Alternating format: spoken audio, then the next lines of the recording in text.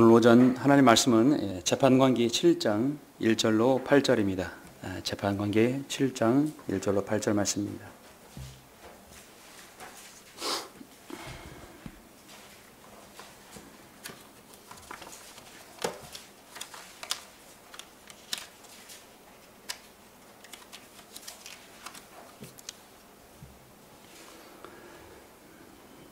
칠 장 1절부터 8절 제가 봉독해 올리겠습니다. 그때 여룹 바알이라 하는 기드온과 그와 함께한 모든 백성이 일찍 일어나 하롯의 샘 곁에 진을 쳤더니 미디안인들의 군대가 그들의 북쪽 모래 언덕 옆 골짜기에 있더라.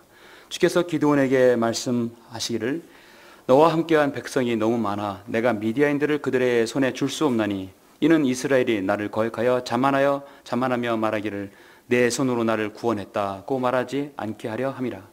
그러므로 이제 너는 가서 백성의 귀에 선포하여 말하기를 누구든지 두려워하고 무서워하는 자는 길랏 산에서 떠나 돌아가라 하라 하시니 백성 중에서 돌아간 자는 22,000명이요 남은 자가 10,000명이더라. 또 주께서 기드온에게 말씀하시기를 백성이 아직도 너무 많으니 그들을 물로 데려가라. 내가 너를 위하여 거기서 그들을 시험하리라. 내가 너에게 말하기를 이 사람은 너와 함께 가리라 하면 그는 너와 함께 갈 것이요 내가 너에게 이 사람은 너와 함께 가지 말지니라고 말한 사람은 누구라도 가지 말 것이라 하시더라. 그래야 그가 백성을 물로 데려갔더니 주께서 기드온에게 말씀하시기를 누구든지 개가 할 듯이 자기 혀로 물을 핥는 자는 따로 세울지니라. 무릎을 꿇고 마시는 자도 그와 그같이 하라 하시니 그들의 손에 입을 갖다 대고 핥는 자의 수가 300명이요 백성의 남은 자는 다 무릎을 꿇고 물을 마시더라. 주께서 기드온에게 말씀하시기를 물을 핥는 300명으로 내가 너희를 구원하며 미디안인들을 내 손에 넘겨주니 다른 백성은 다 각기 자기 처소로 가게 할지니라 하시니라. 그러므로 백성이 그들의 손에 식량과 나팔을 든지라. 그가 이스라엘의 남은 자를 다 각자 자기 장막으로 보내고 그 300명만 남겨두니라. 미디안 군대는 그 아래 골짜기에 있더라. 아멘. 자, 오늘 미디안과의 전쟁에서 말씀입니다. 잠시 후 말씀을 위해서 기도드리겠습니다. 위대하시고 존귀하신 아버지 하나님 감사를 드립니다. 예수 그리스도의 보혈로 죄 사함 받고 구원받은 사랑하는 지체들 이렇게 원근 각지에서 불러주셔서 이 아름다운 장소에서 이 귀한 예배로 영과 진리로 주님께 경배될 수 있도록 인도하심을 감사합니다. 저희들이 드리는 이 예배를 주님께서 흠양해 주시고 받아주셔서 주님만을 기쁘시게 하고 오직 주님께 영화로운 이 예배가 될 수 있도록 인도하여 주옵소서. 우리가 이 땅에 살면서 많은 갖가지 영적 전쟁들을 거치게 됩니다. 우리는 그 많은 영적 전쟁에서 우리는 때론 피할 수도 있고 또 승리할 수도 있습니다. 우리는 지속적으로 승리하기를 원합니다. 승리하려면 우리 자신에게 무엇이 필요한지 오늘 말씀을 통해서 귀한 교훈을 배우고자 합니다. 이 역적 교훈을 토대로 해서 여기는 우리 모든 천한 독립진흥의 성도들이 강건한 그리스도인이 될 수 있도록 주님께서 인도하여 주십시오.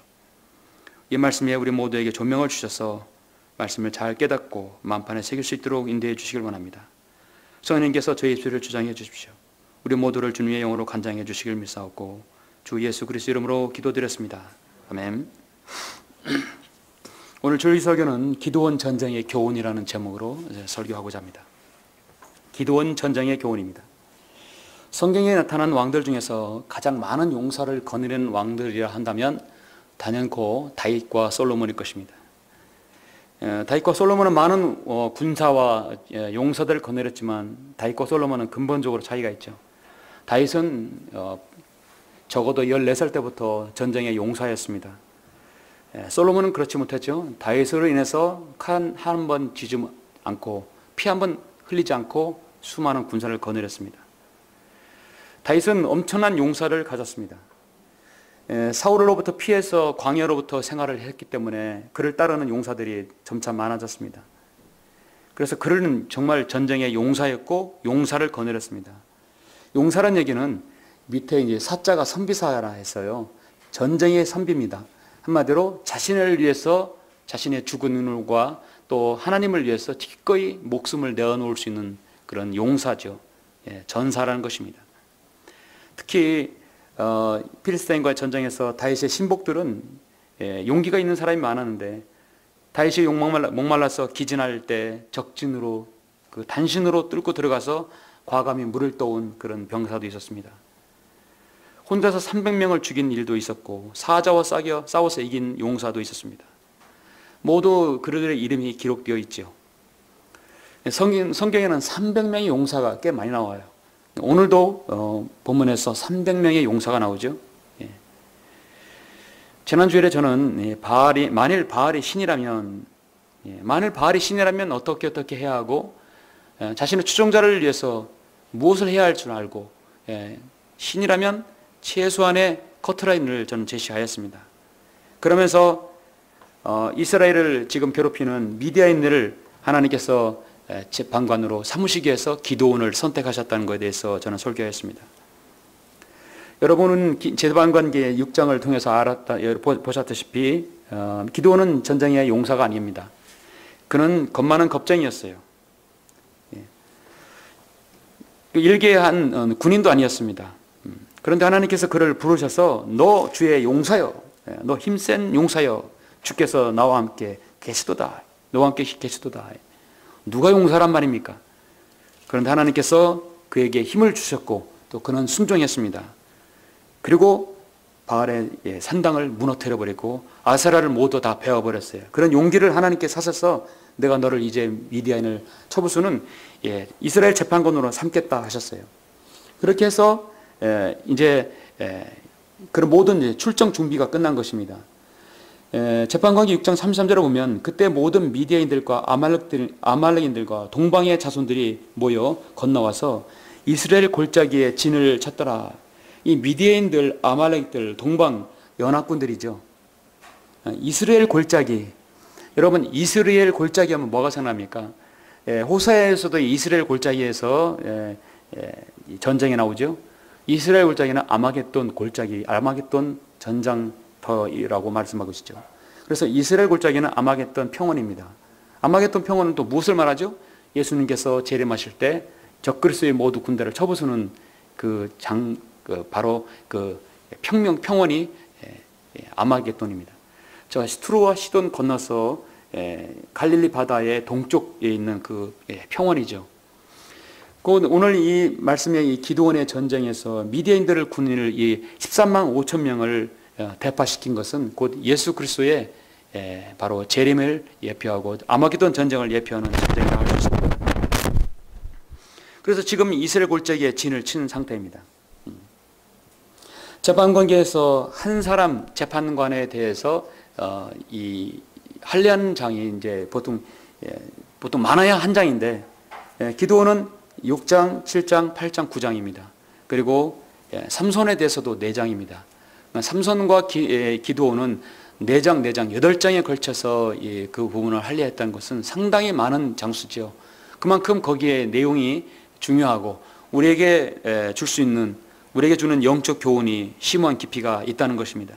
그래서 우리는 기드온의 이 장, 바로 7장, 8장, 9장 전체를 보아서 이 기드온 전쟁에 어떤 교훈을 얻을 수 있는 것인가에 대해서 저는 여러분에게 알려드리기를 원합니다. 자, 미디안이 이스라엘을 학대함으로 이스라엘이 궁핍에 빠졌다는 말은 우리가 보았고, 이제 하나님께서 이스라엘을 구원하시기로 하고 미디안을 선택했습니다. 사실 이스라엘 땅에서는 누구나 아주 특별한 대단한 사람이 나오기를 원했어요. 전혀 새로운 제3인 좀 훌륭한 장수가 나오기를 원했는데 딱 보니까 늘 알고 있는 기드온이었습니다.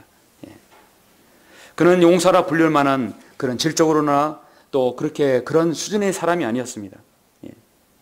뿐만 아니라 지금 이 기드온과 미디안인들의 이 전 연합군이 13만 5천 명이기 때문에 이스라엘은 다 합해도 어떻습니까? 1만 2천 명에다가 3만 2천 명이 밖에 되지 않아요. 우리는 여기서 미디안의 연합군이 어떻게 13만 5천 명이 되는가 아무리 봐도 나오질 않죠. 그런데 8장 10절에 보니까 그들을 대파한 숫자가 나옵니다. 10절에 보면 그때 세바와 살무나가 칼골에 있었고 그들 군대도 그들과 함께 있었는데 동방 자손들의 모든 군대 중 남은 자는 약 1만 5천이니 이는 칼을 뺀 12만 명이 쓰러졌습니다. 예, 여러분 12만 명이 12만 명이 쓰러졌고 1만 5천이 남아요. 13만 5천 명이죠. 13만 5천 명입니다. 지금 3만 2천 명과 해도 벌써 4분의 1과 수적으로도 중과부적이 차이가 납니다. 그래서 저는 오늘 이 7장이 중심으로 해가지고 기드온의 전쟁에서 우리는 어떤 교훈을 얻을 수 있는가에 대해서 한번 보고자 하는 것이죠. 본문을 보시면 그때 여룹바알이라는 기드온과 그와 함께한 모든 백성이 일찍 일어나 하루셈 곁에 진을 쳤더니 미디안들의 군대가 그들이 북쪽 모래 언덕 옆 골짜기에 진쳤더라. 진을 쳤습니다. 여러분 전쟁 영화라든지 이렇게 고대 중세시대 그런 영화를 보면은 총으로 싸우지 아니한 그 활과 칼, 맨손 육박으로 치르는 그 전쟁의 그런 직전의 있는 상황을 여러분 한번 생각해 보시면 알 겁니다. 이제 일촉즉발의 전쟁이 활과 칼과 창으로 또 무기로서 바로 대치해서 싸우는 전쟁입니다. 13만 5천 명이 지금 아주 그냥 벌떼처럼 새카맣게 앞에 진을 치고 있는 것이에요. 그런 상황에서 이 지금 기드온의 군대는 몇입니까? 1만 2천에다가 도망간 사람이 10,000명이니까요. 3만 2천 명이 되는 것이죠. 하나님께서는 전쟁은 주의 것이라고 사무엘상 17장 47절에서 말씀하고 있습니다. 전쟁은 주의 것입니다. 전쟁은 숫자로 하는 것이 아닙니다. 성경을 보면 전쟁에서 항상 숫자가 많은 수가 이기지는 않았어요. 하나님께서는 엘리엘과 바알 선지자 850명대 850대 1로 싸웠을 때 하나님께서는 엘리야 선지자를 이기게 하셨어요. 삼손도 나귀떡뼈 하나로 1000명을 죽인 적이 있었습니다. 다윗의 경호대장 에디슨 아디노는 창 하나로 800명을 죽인 적이 있었어요. 이스라엘은 1948년 건국 후에 시나이 전쟁 이후에 60년간의 6일간의 아랍 연합군과의 전쟁에서 대승을 거두었습니다. 그래서 유명한 6.1 전쟁이었죠. 성경대로 믿는 그리스도인의 영적 전쟁도 사실 숫자로 하지 않은 전쟁입니다. 성경대로 믿는 그리스도인은 이 땅에서 사실 많지는 않죠. 그러나 1당 100, 1당 1000, 1당 600 이상의 역할을 할 수 있는 것이 우리 그리스도인입니다. 우리가 에베소서 6장에 있는 말씀 그리스도의 전신 갑옷을 입게 되면 그 어떤 군인, 어떤 영적 세력도 우리가 이길 수 있습니다. 혈과 육에 관한 전쟁이 아닙니다. 영적 악과 싸우는 영적 전쟁에서 우리가 깨달아야 할 영적 교훈은 무엇입니까? 자, 첫 번째 한번 보시면 기드온 전쟁의 교훈은 전쟁에서 가장 중요한 것은 겸손이죠. 교만하지 말라 하는 것이죠. 지금 2절에서 보면 주께서 기드온에게 말씀하시기를 너와 함께한 백성이 너무 많아 내가 미디아인들을 그들의 손에 줄 수 없나니 이는 이스라엘이 나를 거역하여 자말하여 말하기를 내 손으로 나를 구원했다고 말하지 않게 하렴이라. 지금 보시면 13만 5천 명대 여러분 어떻습니까? 지금 3만 2천 명이 되는 거예요. 3만 2천 명 대 13만 5천 명은 벌써 4분의 1 차이가 나죠. 4분의 1로 이겨도 우리가 잘해서 우리가 힘이 세서 우리가 능력이 있어서 이겼다고 분명히 잡아낼 것이라는 거죠. 하나님께서는 이스라엘 백성을 너무도 잘 알고 있었어요. 그들의 심성, 그들의 내면 모두 다 알고 있었기 때문에 하나님께서는 이것은 안 된다. 너무 많다. 그래서 3절에 보니까 그러므로 이제 너는 가서 백성의 귀에 선포하여 말하기를 누구든지 겁나고 너무 무서운 자는 다 두려운 사람은 집으로 가라. 누구든지 두려워하고 무서워하는 자는 길라산에서 떠나 돌아가라 하시니 백성 중에서 돌아간 자는 2만 2천 명이 남았어요. 남은 사람들이 1만 명이다. 자, 하나님께서 그러면 1만 대 13만 5천 명이면 13대 5죠. 한 사람의 13명, 14명을 죽여야 하는 것입니다. 자, 이 정도면 됐다가 합니다. 하나님께서는 또 4절에 보면 또 주께서 기드온에게 말씀하시기를 백성이 아직도 너무 많으니 그들은 물로 데려가라. 내가 너를 위하여 거기서 그를 시험하리라. 자, 여러분 어떻습니까? 하나님께서는 10,000명도 많다고 한다면 도대체 몇 명으로 싸우실 겁니까? 기도는 불평을 할 수 있겠어요. 그렇죠? 하나님, 나를 이 이스라엘의 재판관으로 삼으셨으면 최소한 군대를 어느 주셔야 싸울 거 아닙니까? 지금 13만 5천 명대에 3만 2천도 많은 거 엄청나게 적은 숫자이지만 지금 1만 명으로 또 어떻게 싸우란 말입니까? 불평할 수 있겠죠.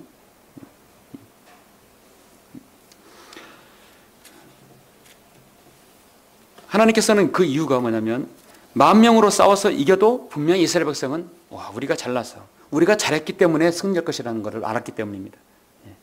그 전적인 하나님의 능력으로 싸워야만이, 전적인 하나님의 초자연적인 방법으로만이 싸워야 하기 때문에 하나님께서 하나님 방법을 가진 것이요. 인간의 능력으로 싸우게 되면 분명히 인간의 자랑이 나오기 때문입니다. 성경에서 이 만자가 들어가는 것이 아주 안 좋은 게 있는데 인간에게 자만과 교만과 거만이죠. 모두 다 자만한 것이. 베드로전서 5장에 보면은 이렇게 말씀하고 있는데, 이제 5장 영적 전쟁에 관한 부분에서 5장 6절 보니까, 그러므로 하나님의 능하신 손 아래서 겸손하라. 때가 되면 그분께서 너희를 높이시리라. 능하신 손 아래서 겸손하라. 여러분, 전장의 용사에서 승리한 여호수아라든지 다윗이라든지 히스기야라든지 그 어떤 왕이라도 자만한 왕은 없었습니다. 항상 겸손했어요. 여호수아는 가나안 정복 전쟁 때 항상 물었어요. 하나님, 이 전쟁을 나에게 붙여주실 것입니까? 숫자가 많든 적든 간에 이 전쟁을 내 손에 붙여주시겠습니까? 확답을 얻은 다음에 항상 싸웠어요. 그러나 확답을 얻지 않고 싸운 전쟁은 항상 졌습니다. 아이성의 전투에서는 확답을 얻지 못했어요. 왜냐하면 우리 수가 훨씬 우세이고 분명히 이건 가면 보나마나 전쟁에 승리할 것이기 때문이다. 여호수아 9장에서 보면은 아이성 전투에서 이건 바로 대패를 했죠. 아무리 많은 숫자라 하더라도 하나님께 허락받지 않고, 하나님께 인정받지 않고 추임받지 않는 전쟁은 100% 졌습니다. 교만하면 지면, 자만하면 지는 것이죠. 거만하면 지는 것입니다. 전쟁에 있어서 마찬가지죠. 영적 전쟁에서도 우리가 늘 하나님 앞에 겸손한 자세로 나는 부족합니다. 나는 이 영적 전쟁에서 어떻게 승리해야 되는 것입니까? 여러분의 개인, 여러분의 가정, 또 여러분의 교회 성도 간에, 또 여러분의 구성 안에서 어떤 영적 전쟁이라고 한다면 이 전쟁에 있어서의 겸손함이 필요한 것이죠. 하나님께서는 또 무슨 교훈을 주시라고 하는 것입니까? 자, 두 번째는 4절부터 계속 보시면 여러분, 자, 내가 너에게 말하기를 이 사람은 너와 함께 가리라. 자, 시험을 하는데 그는 너와 함께 갈 것이요 내가 너에게 이 사람은 너와 함께 가지 말지니라. 이제 이 사람은 가고 이 사람은 전쟁하라. 하나님께서 지정한 사람이라 이거죠. 그 기준을 무엇에 두는가? 우리는요, 여러분, 많은 설교자들이 5절과 6절을 통해서 어떻게 300명 용사를 뽑았는지는 알아요. 상당한 경계 태세를 갖추는 군인만이 전쟁에 승리할 수 있다는 원리라고 대부분 알고 있습니다. 사실 이 기도원 전쟁의 영적 중요한 교훈의 두 번째는 영적 분별과 지각을 가져라는 것이죠. 자, 어떻게 분별을 가졌는가? 어떻게 300명 용사를 뽑았는가? 그리하여 그가 백성을 물로 데려갔더니 주께서 기드온에게 말씀하시기를 누구든지 걔가 할 듯이 자기 혀로 물을 핥는 자는 따로 세울지니라. 여러분, 걔가 핥게 되면, 걔가 어떤 물을 핥게 되면 이렇게 머리를 쳐박고 물을 핥게 되죠. 그러면 다른 곳에 경계를 할 수가 없어요. 그러나 무릎을 꿇고 마시는 자도 그와 같이 하라. 무릎을 꿇고 마시는 것도 마치 머리를 쳐박고 하게 되는 것이죠. 그러나 뭐냐면 6절에서 그들의 손을 입에 갖다 대고 핥는 자의 수가 300명이라. 자, 여러분, 무릎을 쳐박거나 머리를 쳐박고서 물을 먹게 되면 눈은 어디를 향하겠어요? 눈은 물만 향하겠죠. 그러면 사방을 진지를 확인하지 못하게 되는 거죠. 그러나 무릎을 꿇고 물을 손에 떠서 이렇게 핥게 되면 벌써 고개를 들게 되고 먹으면서도 경계 태세를 늦추지 않는 것이죠. 사마리아 사파리 이렇게 보면은 여러분, 사자가 어떤 짐승을, 어떤 사냥감을 누릅니까? 아주 빠르고 강인하고 아주 건강한 그런 사슴이라든지 여러분 그런 양들을 여러분 노리고 있습니까? 그렇지 않아요. 어떻게든 간에 약하고 빈틈이 있고 그 다음에 허약하고 느리고 허술한 부분에 있어서 바로 그 공격을 하는 것입니다. 대부분의 이런 동물들은 물을 마실 때 그냥 머리를 쳐박고 물을 먹게 되죠. 어떤 소리로서 냄새로서 다른 천적을 알 수 있지만은 이쯤 군인들은 하나님께서 그 경계태세를 어떠한 경계태세로 보는지를 보는 것입니다. 머리를 쳐박거나 무릎을 꿇고 그냥 마시는 자는 다 필요 없다는 것이죠. 잠시라도 물을 먹는 데 있어서 경계태세를 늦추지 않는 그 병사만이 진짜 싸울 수 있는 병사다. 그 군대가 바로 군인이 바로 300명의 용사인 것입니다. 이 300명으로 이루어진 군대는 머리를 땅에 박지 않고 마시는 자들이었습니다. 물불 끓더라도 손에다 물을 떠다 마시는 자였어요. 그리스도인의 영적 전쟁에서 마귀의 선제 공격의 가장 좋은 시기는 바로 이런 시기입니다. 자신이 무엇을 할 때 마귀에 공격하는 것입니다. 우리 그리스도인은 여러 가지 일을 할 수 있어요. 여러분 찬양을 들으면서 다른 일을 할 수 있죠. 물을 마시면서 경계태세를 넣을 수 있는 것은 우리 그리스도인의 시간을 아끼고 우리가 하는 모든 일들에서 더 경제적인 효과를 누리게 하는 것이죠. 하나님의 말씀을 들으면서 일을 할 수 있고 때로는 이런 운전을 하면서도 말씀을 들을 수 있고 한 가지 일을 하면서 두 가지를 할 수 있는 것은 더 능력적인 일입니다. 주어진 시간을 잘 활용을 해야 합니다. 하나님의 말씀을 들으면서도 예배를 드리면서도 믿음 생활을 하면서도 육신의 정욕과 이생의 자랑과 안목의 정욕으로 빠지게 되면 어떻게 되겠습니까? 교회는 다니는데 세상에 한 발, 교회에 한 발 들어오면 어떻게 되겠습니까? 성별을 했는데 한글 김진희 성령이 옳다고 믿고 최종군을 믿다고 하면서도 하나님의 말씀을 잘 마음에 두지 않고 다른 세상 것에 마음을 두면 어떻게 되겠습니까? 요즘은 스마트폰 시대라 신문도 잘 보지 않고 스마트폰으로 모든 정보를 내죠. 정보의 홍수입니다. 하나 실을 뽑으면 마치 거미줄 밑에서 거미줄이 뽑아 나오듯이 끝이 없는 정보들이 나와요. 얼마나 많은 정보들이. 유튜브는 그 안에 계속 그 안에 파고도 더 닿지 않는 그런 정보들이 많아요. 얼마나 많은 정보들이 우리 그리스도인을 어지럽게 하고 혼란스럽게 합니까? 그렇게 해서 하나님의 말씀을 보지 못하게 만들어버린 것이. 여러분 그렇지요? 여러분 경험상 그렇습니다. 한번 무슨 일에 빠지게 되면 1시간 가는 건 금방 지나가죠? 꿈쩍하지 않고 하나님 말씀 보는 것은 어떻습니까? 사실 어렵습니다. 그만큼 마귀는 우리의 경계태세를 허물어뜨리기를 원하는 것입니다. 마귀의 공격에 패배하게 되고 순간의 영적 전쟁에서 패배하게 되는 것은 나 자신의 영적인 경계태세에 늦추기 때문인 것입니다. 그러기 위해서는 나 자신의 믿음의 방어진제를 잘 구축해야 합니다. 여러분 하나님의 말씀의 기준신학을 내 믿음의 기준신학을 잘 설치를 해놔야 됩니다. 그래서 우리가 과거에 공부했던 기초 양육 성경 공부의 모든 그 기초적인 과정들을 잊어버리면 다시 한번 책을 보고 다시 한번 보고. 그래서 저는 이 성경의 핵심적인 부분, 특히 다니엘이라든지 요한계시록 보면 시간이 지나면 사람이라 잊어먹게 되어 있어요. 다시 또 봐야 됩니다. 또 봐야 됩니다. 보고 또 보고 계속 봐야 합니다. 그렇게 우리 영적 분별력이 생기는 것이죠. 하나님의 말씀 한 번 보면 끝나는 것이 아니라 계속해서 우리가 봐야 합니다. 말씀을 보고 기도와 같이 어우러져야 돼요.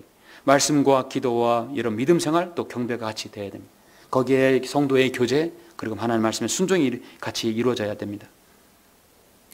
영적 분별력 지각은 우리에게 너무너무 중요합니다. 하나님께서는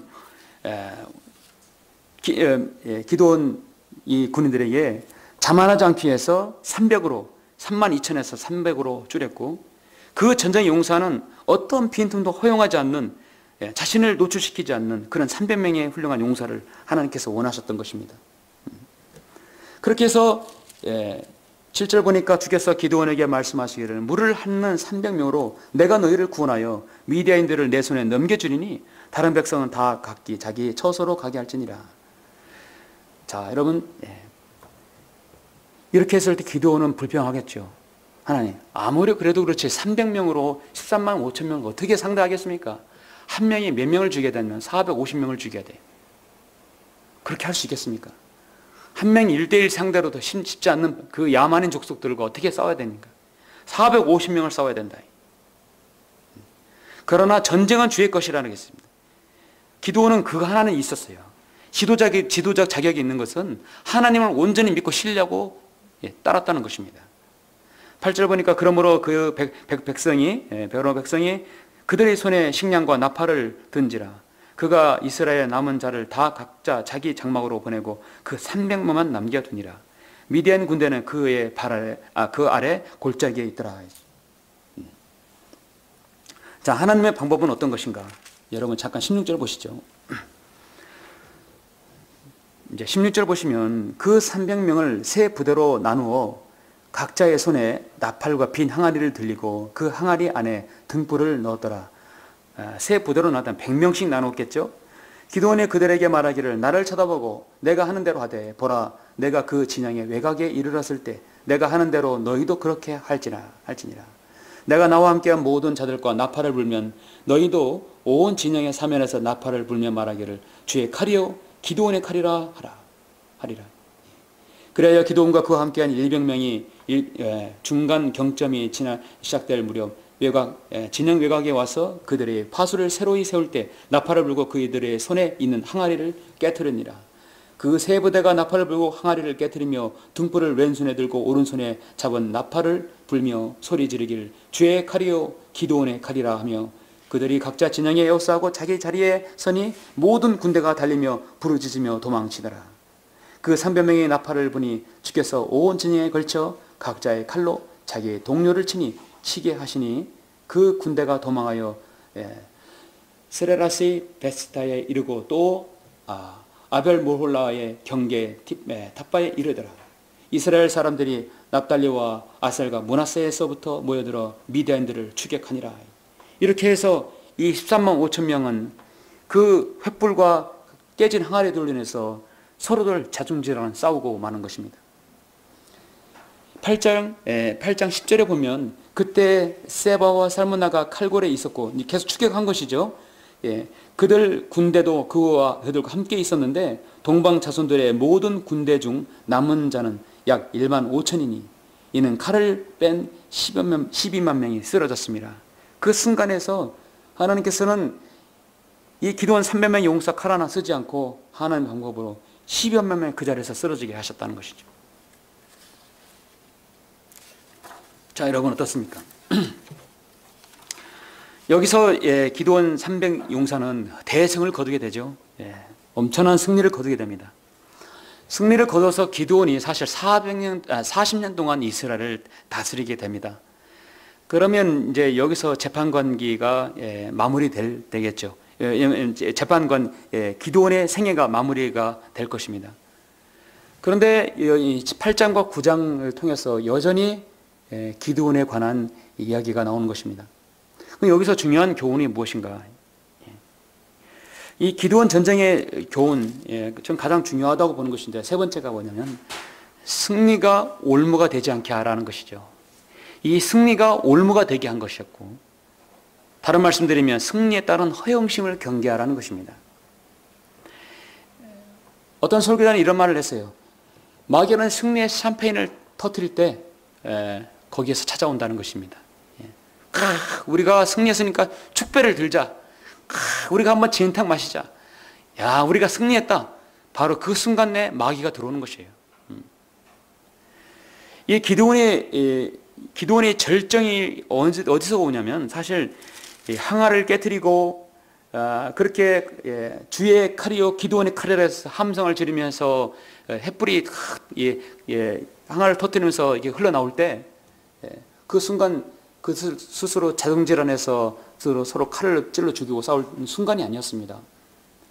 사실 그 기드온의 절정은 어디였냐면 기드온이 하나님의 용사요 그가 지도자인 자격을 갖춘 것이 바로 면모를 볼 수 있는 것이 8장 22절에서 23절을 볼 수 있는데 자, 시간 관계상 중간은 건너뛰시고 자 이제 다 이제 이 승리가 나온 다음에요 22절 23절 보시면 되겠습니다. 8장 22절 23절 그때 이스라엘 사람들이 기드온에게 말하기를 당신과 당신의 아들과 당신의 아들의 아들이 우리를 다스리소서. 당신과 당신의 아들과 당신의 아들의 아들이 우리를 다스리소서. 이는 당신이 미디안의 손에서 우리를 구해내셨습니다. 지금 이스라엘은요, 엄청나게 크게 말하고 있는 거예요. 여기서 지금 잘못된 게 두 가지가 있어요. 이미 하나님께서는 기드온을 통해서 재판관을 삼으셨어요. 이미 지금 다스리고 있는 것인데 이들은 그 사를 모르고 있는 것입니다. 문제는 뭐냐면 우리가 당신을 우리 왕으로 세울 테니까 다스리라는 거예요. 자, 하나님께서 기드온을 세우는 건 하나님의 목이고 하나님의 관할입니다. 하나님께서 세우시는 거예요. 근데 문제는 뭐냐면 지금 당신의 아들과 아들 대대에 걸쳐서 우리를 다스리라는 것이에요. 누구 마음대로 대대에 걸쳐서 이스라엘을 다스리라고 합니까?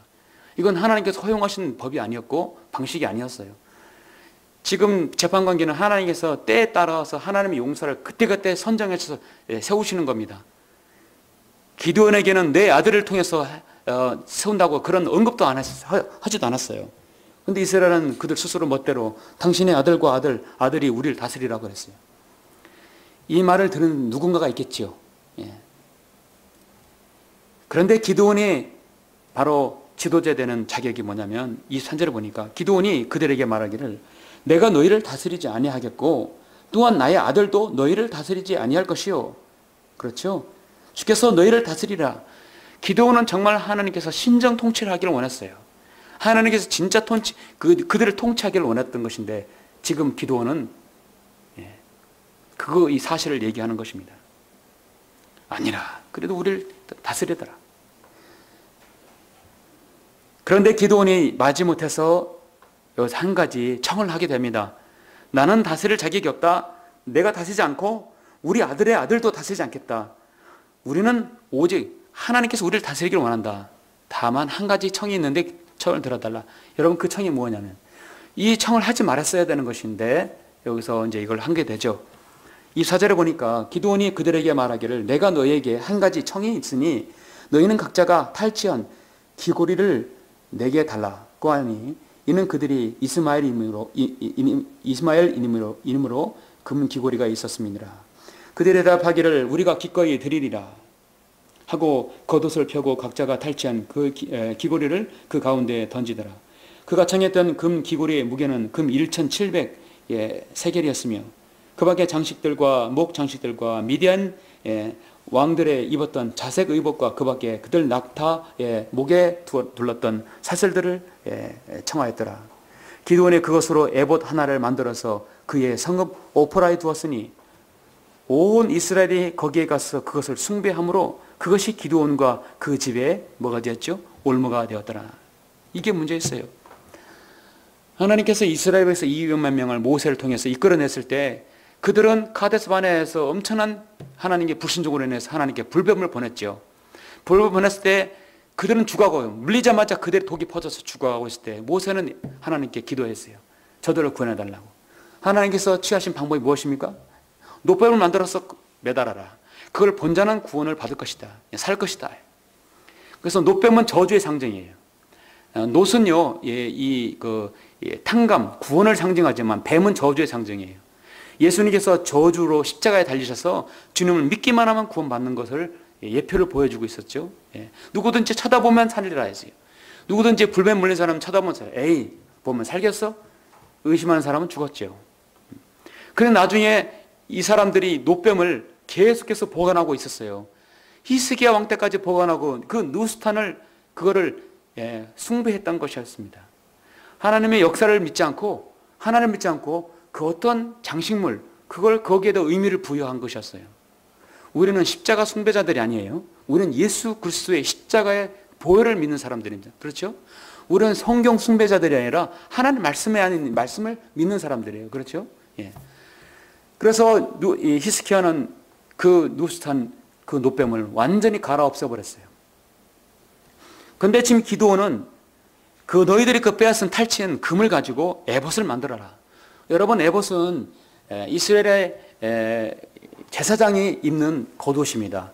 우림과 툼빔으로 만들어서 그 우림과 툼빔이 빛을 발하고 그것이 그걸 통해서 하나님의 계시를 통해 받았어요. 하나님의 사인을 받은 것이었습니다. 물론 기드온은 우림과 툼빔 에봇을 만든 것은, 이 모든 것은 하나님의 인도하심으로 정대에서 승리했던 것을 보여주기 위한 그런 선한 의도였을 수 있습니다.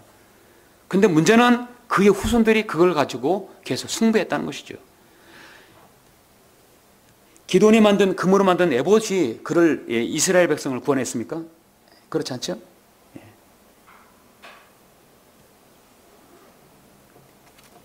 기드온은 미디안과의 전쟁에서 승리한 것이 자신의 전략이나 지혜와 용맹 때문이 아니라 하나님의 인도하심 때문이었다는 것을 보여주기엔 한 기념물로 만들었던 것인데, 그 기념물이 바로 우상이 되었던 것입니다. 이때 좀 이따 여러분 잠깐 보시겠지만은, 특별 영상을 보여드릴게요. 여러분, 세상에 있는 많은 이런 우상들 있죠. 불상들, 우상들 보면 우상에다 엄청난 의미를 부여하는 거예요. 로비슨 크루소에 보면은 무인도에 갔을 때 한 사람을 발견하죠. 금요일 날 발견이 돼서 금요일 날 프라이데이. 그 프라이데이가 그 원조 토착민이잖아요.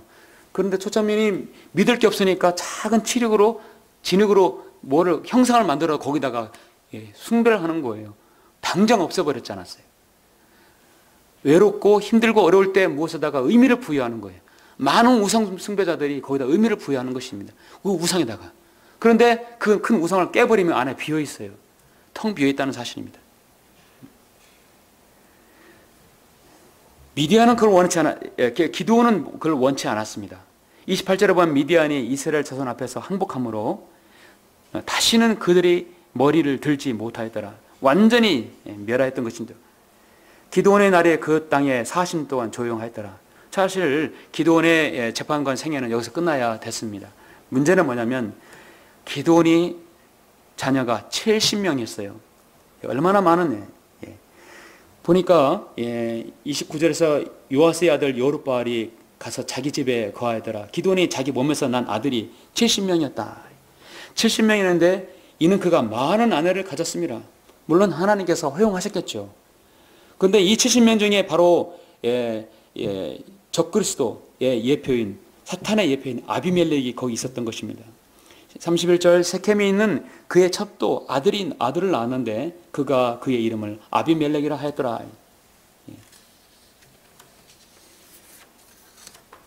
33절에 보니까 기드온이 죽자 이스라엘 자손이 다시 돌이켜 바알들을 숭배하고 바알블릿을 그들의 신으로 삼으며 이스라엘 자손이 사면에 있는 그들의 모든 원수의 손에서 그들을 구해주신 주 그들의 하나님을 기억하지 아니하고 기드온이 이스라엘에 베푼 모든 선함에 따라 여룻바알 즉 기드온의 집에 아무런 친절도 베풀지 아니하였더라. 아니하였더라 했습니다. 여러분, 기드온이 딱 죽자 그들은 다시 또 배교하고 다시 옛날 신을 섬겼던 다시 바알 신을 또 섬기는 것입니다. 이스라엘의 그 역사를 보면 그 순간순간 그걸 모면하면 다시 또 옛날로 과거로 돌아가는 그들의 죄된 습성을 볼 수 있습니다. 마치 우리 그리스도인이 구원받은 이후 하나님께 헌신하고 잘 섬기고자 해도 또 세상길로 곁들어가고 다시 돌아오고 그런 끊임없는 반복을 보여주고 있죠. 마치 로마서 6, 7, 8장에 끊임없는 죄의 굴레의 장을 볼 수 있듯 합니다. 근데 이 아비멜렉이 어떤 사람이었냐면 9장 1절에 보니까 여룻바알의 아들 아비멜렉이 세켐으로 그의 어머니의 형제들에게 가서 그들과 그의 외조부 집안의 온 가족에게 이야기하여 말하기를 내가 청하노니 세켐의 모든 사람들 귀에 말하기를 70명이나 되는 여룻바알의 모든 아들이 너희를 다스리는 것이 너에게 더 좋으냐 아니면 한 사람이 다스리는 것이 더 좋으냐. 자기가 다스리고 싶으니까 그러는 겁니다. 지금 아비멜렉은 하나님께서 세우지 않는 재판관이에요. 그럴 생각도 없어요. 이미 그 집에는 아무런 친절도 베풀지 않았다고 말씀하셨어요. 그런데 아비멜렉 스스로 나서서 재판관에 되려고 하는 것입니다. 그 어머니의 형제들이 이 모든 말을 모든 세켐 사람들에게 귀에 전하니 그들의 마음이 아비멜렉을 따르고자 하더라. 이는 그들이 말하기를 그는 우리 형제라 함이더라. 그들이 바알 블릿의 전에서 내어온 은 70개를 그에게 주었더니 아비멜렉이 그것으로 허영심이 강하고 경박한 사람들을 사서 그를 따르게 하더라. 여러분, 한 사람의 지도자가 그를 따르는 사람의 용사여 전사가 다윗처럼 전사가 아니라 바로 허영심과 경박한 사람들만 모은 것이 그 얼마나 가겠습니까?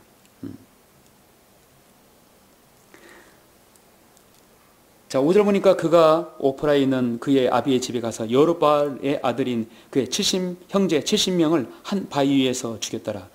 그러나 여룹바알의 막내 아들 요담은 남았으니 이는 그가 숨었기 때문이라. 자, 자신이 다스리려고 자신의 형제들 70명을 다 죽여버린 것입니다. 하나님께서 내버려 두시겠습니까? 이제 그걸 이렇게 해서 이 나무를 의인화시켜서 9절, 11절, 12, 3절에서 이렇게 말씀하고 있죠. 올리브 나무가 그들에게 말하기를 내게서 나는 기름으로 사람들이 하나님과 사람들의 영예롭게 하나니 내가 내 기름을 버려두고 가서 나무들 위에 군림하리요. 지금 아비멜렉을 지금 빗대어서 말하는 거죠. 무화과 나무가 그들에게 말하기를 내가 나의 달콤함과 좋은 열매를 버려두고 가서 나무들 위에 군림하리요. 포도나무가 그들에게 말하기를 내가 하나님과 사람을 기쁘게 하는 내 포도주를 버려두고 가서 나무들 위에 군림하리요. 올리브 나무는 기름, 포도나무는 열매, 포도나무든 무화과나무, 포도나무 다 열매죠. 자신의 열매를 버려두고 그 본문을 망각할 수가 없다는 얘기죠. 하나님께서 치신 방법이 무엇입니까? 여러분 22절 보시니까 이렇게 기록되어 있죠. 아비멜렉이 3년 동안 이스라엘을 치리하였더라. 치리했을 때, 자 그렇게 해서 자신의 친형제를 70명을 죽이고 자신이 3년 동안 어거지로 그를 다스린 것입니다.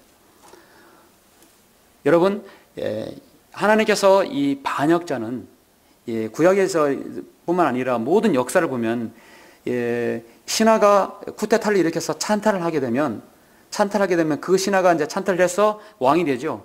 그 왕은 어떻게 죽습니까? 반드시 또 다른 찬탈을 통해서 또 다른 쿠데타를 통해서 죽게 되어 있어요. 이게 하나님의 방식이에요. 우리나라 역사도 그렇지 않습니까? 피를 흘린 사람은 반드시 그 칼로 죽게 되는 것입니다. 피를 흘려서 3년 동안 다스렸지만 하나님께서는 그걸 그렇게 보지 않았어요. 이 전체 여러분, 하나님께서 아비멜렉과 세겜들 사이에 악한 영을 보내시니 세겜 사람들이 아비멜렉에게 패역하게 행하였더라. 또 거기에 패역하게 한 것이에요. 하나님께서는 악한 영을 보내셔서 그 영을 부리시기도 하시는 분이십니다. 마지막 부분만 보시죠. 제방관계 9장 46절 보시면 이제 마지막 이 세겜 망대의 모든 사람들의 일을 듣고 불이 신당의 요새로 들어갔더니 세겜 망대의 모든 사람들이 모였다는 것이 아비멜렉에 들린지라. 아비멜렉과 그와 함께한 모든 백성이 살몬산에 올라가니 아비멜렉의 손에 도끼를 가지고 나뭇가지를 잘라 그것을 집어 자기 어깨에 메고 그와 함께한 백성에게 말하기를 너희는 내가 행한 것을 본 그대로 서둘러 행하라. 사정없이 죽이는 것이죠. 모든 백성이 이와 같이 각자 자기 나뭇가지를 잘라서 아비멜렉을 따라 그 가지들을 그 요새에 놓고 그 위에 불을 질렀더라. 세겜 망대의 사람도 다 죽었으니 남녀가 약 1,000명이더라. 그 아비멜렉이 데베스로 가서 데베스를 치려고 진을 치고 그것을 취했더라. 그러나 그 성 안에는 견고한 망대가 있으니 그 성 안의 모든 남녀가 거기로 도망하여 문을 닫고 망대 꼭대기로 올라가자 아비멜렉의 망대로 와서 그것을 치고 불태우려고 망대의 문에 가까이 가니 어떤 여인이 맷돌 한 짝을 아비멜렉의 머리 위에 던져 그의 두개골을 깨트리니라. 여러분, 그래서 이 아비멜렉은 적그리스도 예표가 되는 것은 머리를 상하게 한다는 것이죠. 여러분, 사탄은 이제 뱀은 사탄의 예표죠. 보여줍니다. 여러분, 뱀을 잡을 때 반드시 머리를 잡아야죠. 머리만 치면 되는 것입니다. 그래서 예수님께서 로마서 16장에서 뱀의 머리를 이기실 것, 사탄의 머리를 짓이기실 것이라고 하셨습니다. 그런데 그 예표입니다. 그래서 아비멜렉은 반역의 예표이고, 그리고 또 그가 죽는 모습 또한 또 머리가 두개골이 깨져서 죽는 것이에요. 그런데 죽으면서도 과관이에요. 자, 그렇게 죽는 것이 아니라 54절을 보면 그러자 그가 그의 병기든 청년을 급히 불러 그에게 말하기를 내 칼을 빼어 나를 죽이라. 그래야 사람들이 나에 관하여 여자가 그를 죽였다라고 말하지 아니하리라 하니 그 청년이 그를 찌르더라. 그러자 그가 죽더라. 자, 여러분 어떻습니까? 죽는 것도 자신은 그래도 여자한테 죽진 않았다. 뽐새 있게 죽으려고 칼에 죽었다. 이런 말을 남기기 위해서 죽은 것입니다. 그의 혼은 지옥에 가는데요. 예. 얼마나 큰 허세입니까? 그러니까 그를 따르는 사람들이 어떤 사람들이에요? 그를 따르는 사람들이 허영심과 경박한 사람들만 모았기 때문에 스스로 그런 지도자가 되는 것입니다. 죽어서도 그렇게 죽어야 되겠습니까? 예. 이스라엘 사람들이 아비멜렉이 죽은 것을 보고 각자 자기 처소로 떠나가니라. 아비멜렉이 그의 형제 70일 죽임으로 그의 아비에게 행한 그의 사악함을 하나님께서 이같이 갚으셨다. 세계 사람들의 모든 악을 하나님께서 그의 머리 위에다 갚으셨으니 여롯바알의 아들 요담의 저주가 그에게 임하였더라. 이렇게 해서 여러분 기드온의 이런 재판관계의 생애는 결말은 6, 7, 8, 9장에서 무려 4장에 걸쳐서 끝나게 됩니다. 시작은 하나님께서 기드온은 보잘것없는 기드온을 선택해서 그 위대한 전쟁, 아마게돈 전쟁을 보여주셨지만 마지막은 결국은 적그리스도의 패망을 보여주고 있었죠.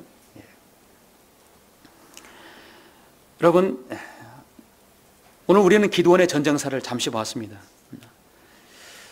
수많은 영적 전쟁들이 우리 주위에 있어요. 영적 전쟁에서 승리하는 원리는 중요한 것은 첫째, 나는 약합니다.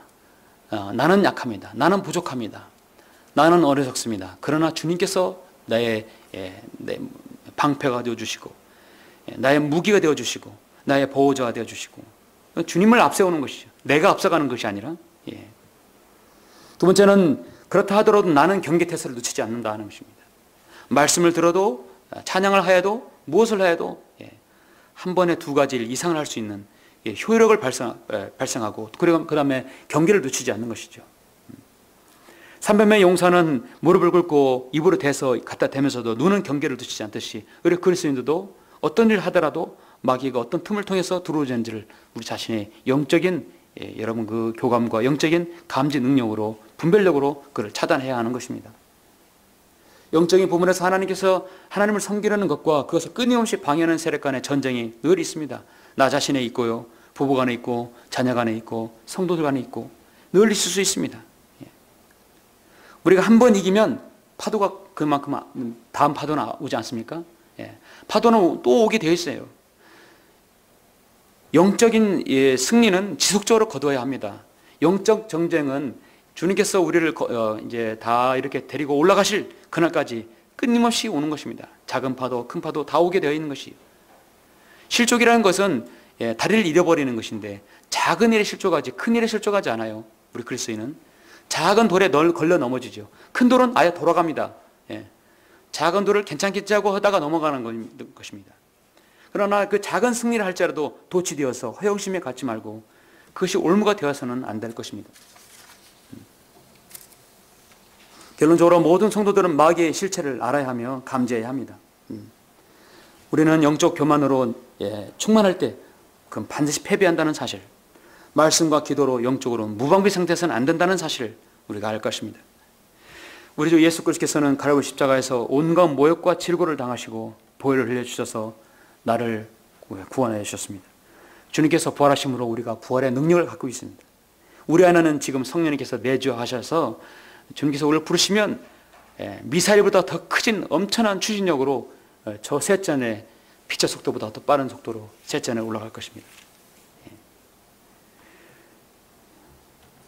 주님께서 우리를 위해서 죽으신 목적은 또 하나 뭐냐면 우리가 이 땅에서 영적 전쟁에서 승리하기 위함인 것입니다.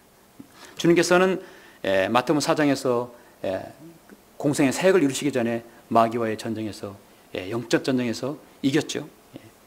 세 가지 모든 시험을 이겼어요. 육신의 정욕과 안목의 장악과 생의 자랑이 이겼다는 것입니다. 승리의 발판은 우리에게 넘겨주셨어요. 우리는 승리의 진지에서 싸우고 있는 것입니다. 영적 전쟁에서 우리는 많이 패배해도 우리는 구원받는 것은 변함이 없습니다. 그러나 패배하면 늘 누추하고 늘 비루하고 그다음에 늘 우리는 남루한 그리스도인으로 살 수밖에 없어요. 가진 것이 많고 육신적으로 건강하고 또 물질적으로 풍족하다 해서 건강한 그리스도인이 된다는 보장은 없습니다.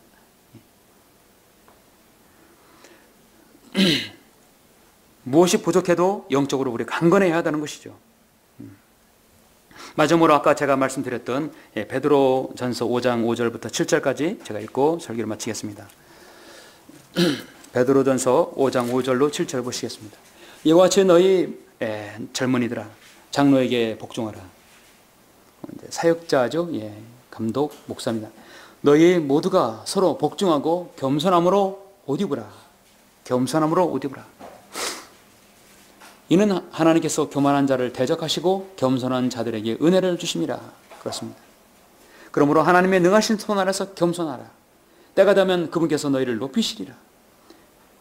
너희의 염려를 다 하나님께 맡기라. 이는 그분께서 너희를 돌보심이라. 기도하시겠습니다.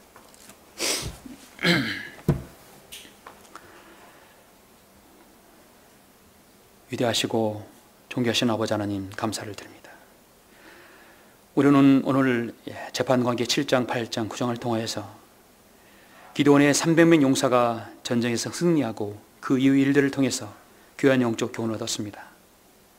우리는 그 어느 때라도 영적 전쟁뿐만 아니라 우리는 주님 앞에 겸손함을 하나님께 구해야 할 것입니다. 겸손함으로써 우리는 하나님의 은혜를 얻을 수 있습니다. 뿐만 아니라 우리는 하나님의 말씀을 통해서 영적인 분별력으로 마귀의 어떤 공격에도 방어할 수 있는 그런 준비 태세를 갖춰야 할 것입니다.